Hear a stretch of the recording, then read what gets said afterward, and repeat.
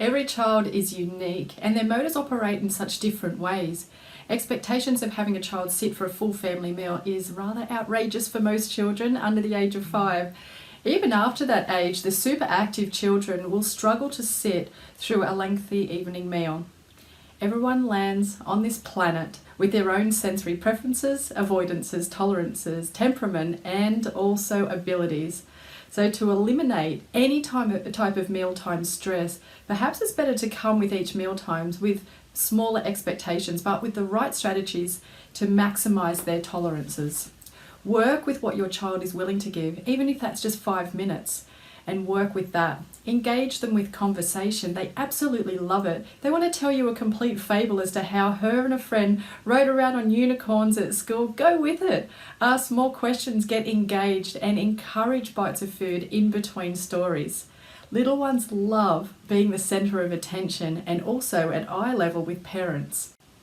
It's quite natural for children to want to be moving still while they're sitting at the table. So I've got a couple of little tricks for you. The first of which is to get these stretchy physio bands, or sometimes they're called fitness bands or stretch bands. You can get them from any department store in the fitness area. Otherwise, any sporting goods store or online. And the trick is we tie them around the 2 front chair legs, so that the child, it's for 2 benefits actually. First of all, if your child has quite short legs and not able to touch the ground yet, it enables them to be able to rest their legs on the band and bounce them. If they're moving their legs, which is, a useless part of the meal, then they're less likely to wanting to be grabbing things off the table and being engaged with everything around them other than the meal ahead in front of them. So that is one tip. The other tip is to put it, if they do have foot stability on the ground, to put it slightly up around their ankle height so that they can bounce their legs on it. So this again is just to encourage movement through the meal. And here's hoping with this tip, you might gain a few extra minutes at the table. Just as you're serving the meal to your child, adjust your child to be sitting in the middle of the chair and 180 degrees to the plate. They might find it very difficult to use cutlery if their posture and midline aren't aligned properly. For instance, if your child has trouble crossing the midline, so for instance, grabbing a fork on the left with their right hand, sitting awkwardly in the chair will further delay this developmental step.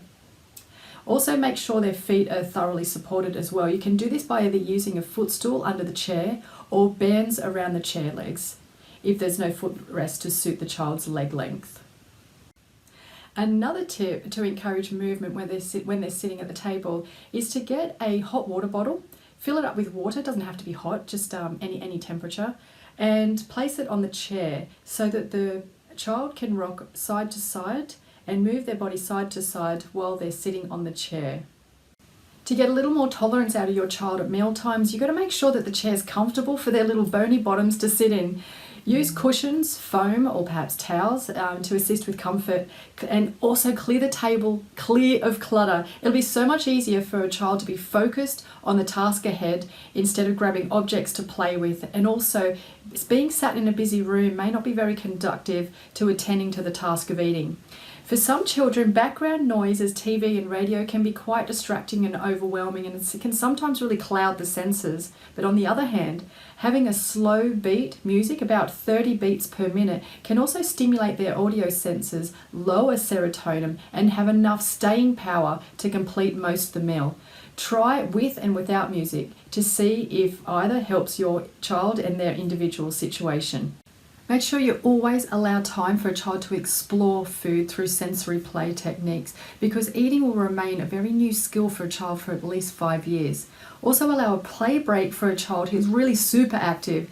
How about just set a timer for the child to return back to the table in about 2 to 5 minutes. The maximum a child really should be made to sit at the table under the age of 4 is up to around 20 minutes. Again, each case is completely individual. How about using a timer clock?